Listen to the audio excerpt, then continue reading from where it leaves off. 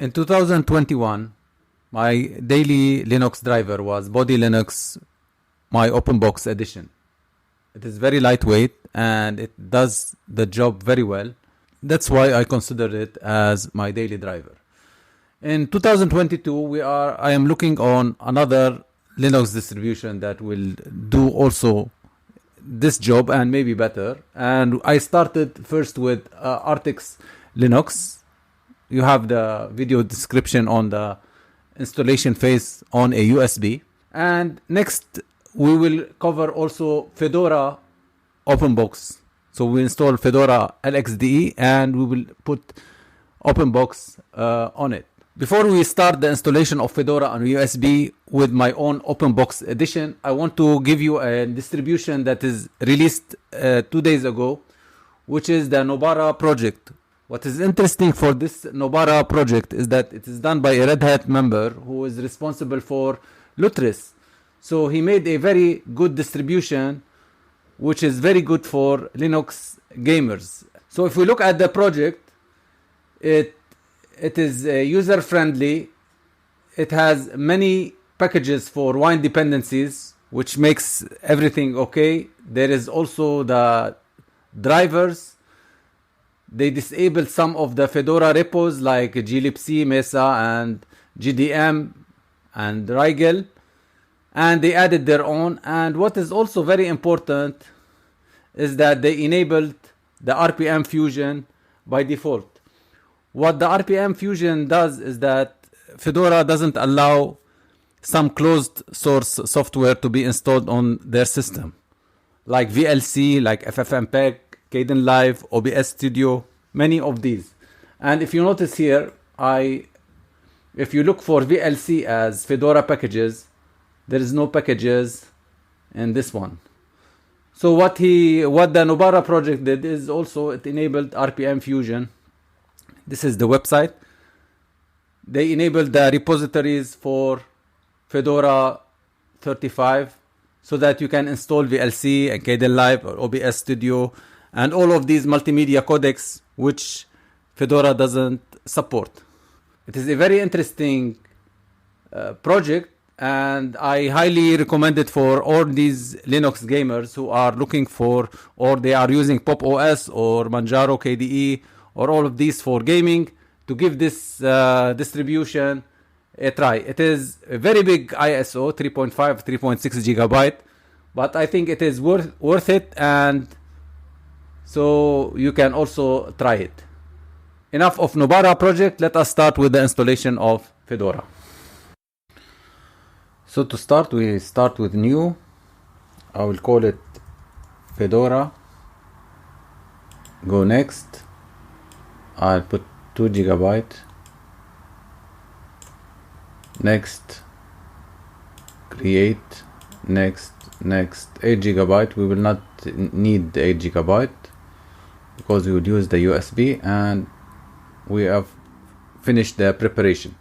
So before, you have to check that in the preferences, in the extensions, you have included the Oracle VM VirtualBox extension, which I have showed you how to put it in the previous video. Before we start, we have to put the USB. So I'll put the USB inside. I'll go to setting, go to USB 3.0, click this one, and I have this one, USB SanDisk 3.2 Gen 1. I press OK, and I will start. You have to check directly. if it is selected. If it is not selected, you have to take the USB and put it again. I'll put start. Here it is checking the ISO. You can escape it if you have installed the ISO correctly, but this one gives you a more checking for your ISO to be 100% installed. And we are now in the live session of Fedora. Let me change the screen to 1920 by 1080. So we are now in the live session. Let us press this install execute. Okay, so English, we press continue. Installation destination, I'll choose the USB.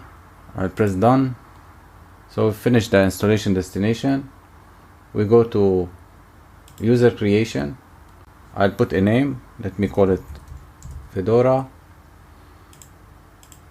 Make this user administrator. We'll put a password, another password, too short. Let me put a stronger password.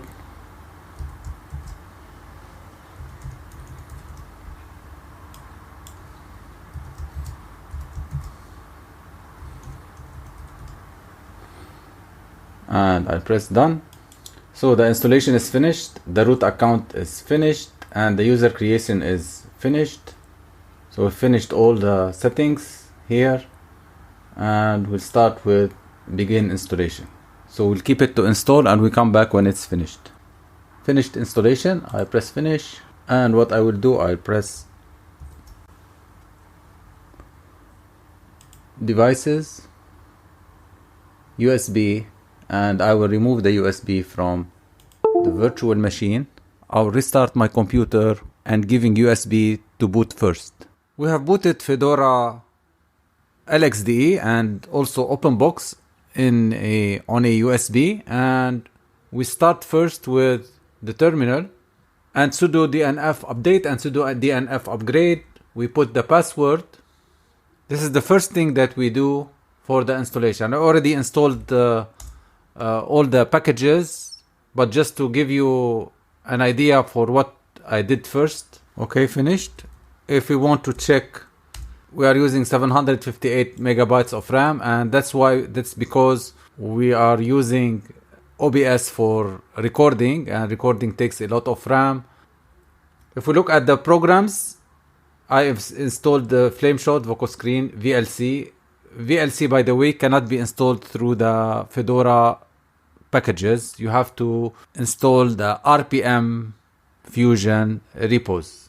I'll give you a link in the description for the installation of the RPM Fusion. Firefox, let us open Firefox. And if you notice, Firefox opened very fast on a USB, which means that this distribution as openbox is very good for our work. Let us notice what is the Firefox. So they are using Firefox 96.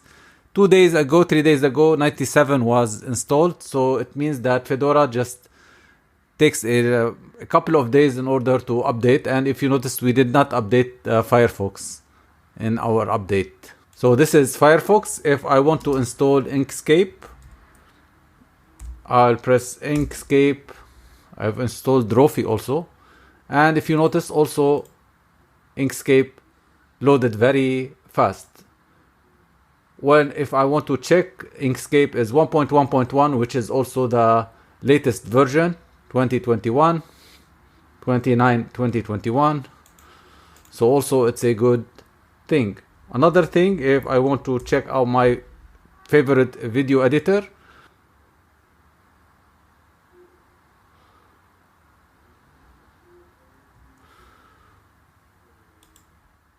and if we notice shortcut, it is using a slightly old version. It is from August 21, but it is better the one that is provided by Ubuntu, which is from 2020. Of course, Artix, they had the latest one, which is for the 2022 version. Let me close it. Let us check Olive.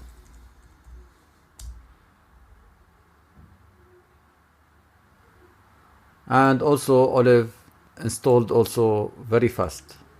So as you see, Fedora on an openbox, it's very responsive, especially, and I'm using a USB. You can see here all the information. We have the soybean prices, the S&P, the ones that you saw in Artix, Bitcoin, and here I have the RAM of 740 megabyte, which is very good, especially because I am also recording on OBS, and it should be around 300 megabytes running on a USB, which is very nice. The last thing that we will discuss is the virtual box. Also, I have a virtual box. I installed the Windows on this virtual machine. You can use the file manager. You can install whichever program that you want. I gave it 2 gigabyte. And if you notice here, it is using 2.9 gigabytes. You can use 1 gigabyte because this Windows, you can easily work on a 1 gigabyte. So on a very low hardware, you can use Linux and you can use Windows programs without the use of Wine, because this one is just better. And if you notice, I also have this Total Commander. This is very beautiful software you can use, and you can install whatever program that you want. So that's it for Fedora on a USB. Also Artix on a USB performed extremely well. Fedora also on USB performed very well. Body Linux on a USB performed very well. These three are very good in using it on another systems and take it with you. I will see also if any other software I can use on a USB, and I will give you a video tutorial or a video demonstration on it. Thank you.